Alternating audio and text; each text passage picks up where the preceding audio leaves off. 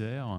Mais j'ai quand même vu, Patrick, quand vous disiez pas beaucoup de plateformes pour faire du social ads, il a quand même soulevé les sourcils en disant j'aimerais bien en faire autant déjà. C'était ça, Patrick, ou j'ai mal interprété? Non, mais c'était surtout qu'il a couvert les principales plateformes qui étaient disponibles sur le marché. Très clairement. Voilà. Donc pas beaucoup de plateformes. Non, il avait dit YouTube, je ne savais pas. Peut-être Snapchat. Il manquait peut-être Snapchat. Oui. Encore, je ne suis pas sûr. Ouais, Snapchat. Ouais. Bah, nous, on a eu un peu la même problématique chez Jardiland. Il faut savoir que Jardiland, je pense que beaucoup d'entre vous connaissent, on a un taux de notoriété spontané qui est juste invraisemblable. Par contre, on était très mal représenté sur le plan digital. Non pas qu'on ne soit pas innovant, puisqu'on a un ADN foncièrement innovant en matière d'IT. On a été l'une des premières entreprises à avoir mis la Google Suite en place il y a plus de 7 ans dans l'entreprise. On a été, il y a 1 an et demi, l'un des premiers à installer Facebook at Work, donc Workplace, qui est pour l'instant toujours pas complètement déployé, mais qui existe. Donc on a vraiment cette dynamique interne qui existe.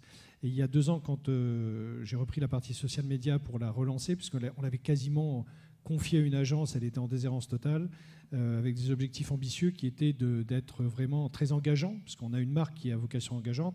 Ce que je dis toujours, c'est que parce qu'on est la première animalerie de France, donc je suis l'un des rares à avoir une vraie légitimité à mettre des chats mignons sur Facebook. Les autres le font parce que ça marche, moi je le fais parce que c'est notre métier, quoi, voilà.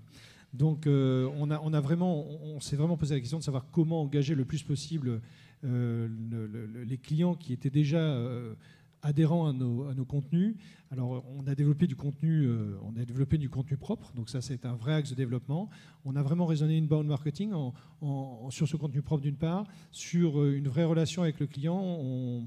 On s'est aperçu également que les magasins, les gens qui travaillaient dans nos magasins étaient très attachés à leurs magasins, à leur région, à leurs clients. Leurs clients, c'était vraiment les leurs et pas les clients de quelqu'un d'autre. Ce n'est pas les clients de la marque, c'était presque les leurs. Et donc on s'est dit qu'effectivement il y avait un potentiel de développement énorme sur la partie advocacy, mais au niveau des collaborateurs terrain. Et on s'était posé la question de savoir comment développer cette partie advocacy. Donc on a développé des pages Facebook de magasins. On a utilisé pour ça plusieurs outils, dont certains ne sont pas cités là, mais qui sont très pratiques à gérer, puisque quand vous avez 200 sites et 200 pages Facebook, on n'en a pas 200, on en a mis 100, mais ça veut dire qu'il faut derrière pratiquement 100 community managers de disponibles, avec 100 contenus pertinents disponibles en local. Donc il a fallu aussi activer ça. C'est encore en cours de déploiement, parce que c'est un ADN qu'ils n'ont pas forcément. C'est un ADN retail, c'est un ADN marketing plutôt moyen support que retail magasin. Donc c'est des choses qu'on a commencé à activer parce qu'on s'est aperçu que le reach sur des publications faites par des collaborateurs magasins sur des pages magasins était 10 fois supérieur au reach de la page nationale. Donc il n'y a pas eu photo, hein. Voilà, les chiffres étant ce qu'ils sont, on va naturellement dans ce sens-là. Et ensuite, les gens sont beaucoup plus intéressés par une mise en situation faite dans leur magasin à eux en local que par la superbe présentation, la superbe communication que fait le siège, qui est toujours un petit peu distante. Voilà. Donc ça commence à très bien marcher. On a également déployé des outils en back-office pour communiquer avec les agences de façon très fluide, et comme ça le contenu pouvait arriver, ensuite être dispatché au niveau des différentes pages. Nous, on a récupéré le compte Instagram de Jardiland parce qu'il n'était même pas notre propriété, il appartenait à un obscur qu'il avait cybersquatté, qui avait mis 10 photos dessus. Donc on l'a récupéré, on a développé également là-dessus une vraie plateforme de contenu différenciante et différenciée par rapport à tout ce qu'on avait mis sur les autres, et en engageant là une typologie de clients qui était différente. Et les insights que nous fournissent Facebook, notamment au travers d'Instagram et Facebook, sont pléthores. Je veux dire, on a des quantités de stats qui sont absolument hallucinantes. Il a fallu trouver des systèmes pour pouvoir faire le tri là-dedans et adresser des populations différentes. Voilà. Surtout, l'idée de base était de rajeunir notre clientèle. On voulait descendre de pratiquement 15 à 20 ans en âge notre clientèle, fortement la féminiser, parce que ce sont les principales prescripteurs et donc prescriptrices pour faire de l'orthographe, de la phrase inclusive, que sont nos clients. Donc c'est... D'accord. Donc là, en effet, en plus des enjeux stratégiques très forts d'un point de vue marketing. J'avais une question, mais je vais évidemment venir à ce que vous mesurez, ce qui est important pour vous de mesurer. Est-ce que vous gérez aujourd'hui ces plateformes avec des personnes qui sont internalisées? Est-ce que vous êtes dans le même mode d'organisation avec plutôt des agences qui construisent vos contenus? quel est aujourd'hui le modèle de gouvernance et l'approche que vous avez par rapport à cette gestion de ces plateformes sur le social? Alors, nous, il faut savoir qu'on est une PME, hein, au sens où la partie moyen support, c'est à peine 200 personnes sur la France. Et même s'il y a 6000 collaborateurs dans les magasins, on se voit vraiment comme une PME. Donc, on a peu internalisé parce qu'on n'a simplement pas beaucoup de gens. Donc, une grande partie de tout ce qui est contenu, production de contenu et programmation des contenus est assurée par une agence digitale avec laquelle on travaille, qu'on a choisie parce qu'elle est vraiment dans notre ADN métier. Et ça, c'est très important.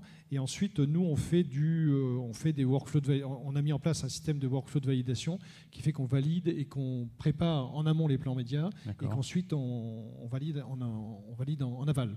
Et pour toute la partie publicité, parce qu'on publicise certains de nos contenus, là, on le fait strictement en interne parce qu'on travaille sur des budgets qui nous sont propres. Ok, très bien. Thomas? Pub plutôt accompagné par des agences un petit peu comme avant, avec un drive éditorial quand même chez nous de façon importante.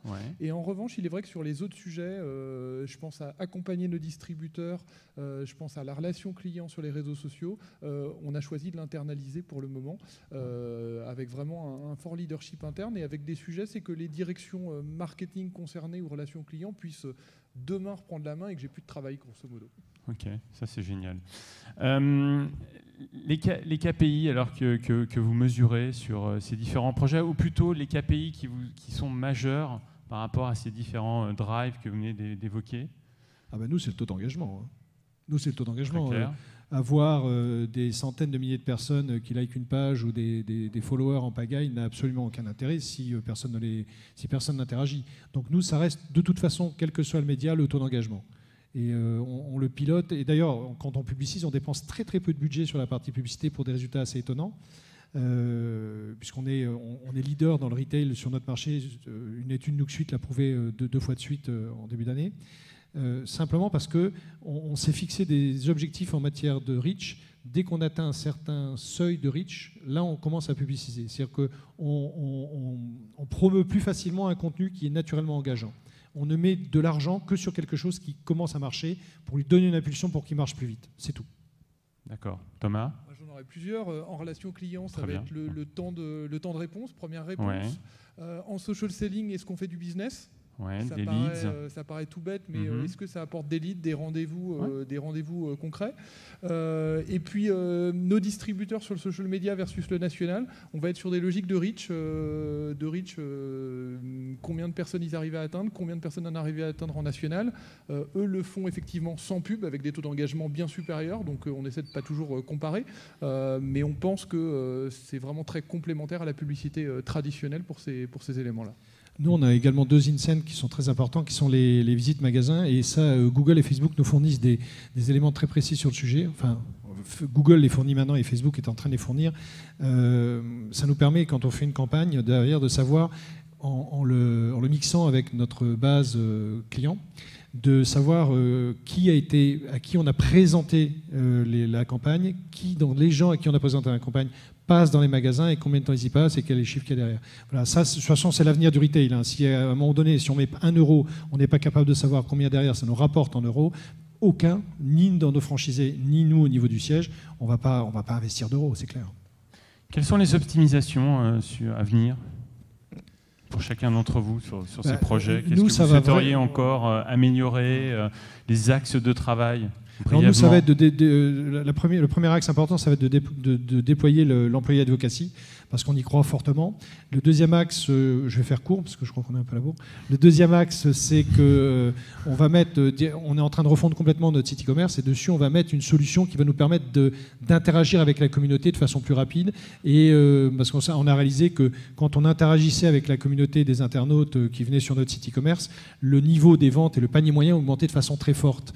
Donc l'idée, c'est d'augmenter le panier moyen de façon très forte, de mettre de la valeur ajoutée, quand il y a du conseil et la valeur ajoutée derrière, et donc de gagner plus d'argent.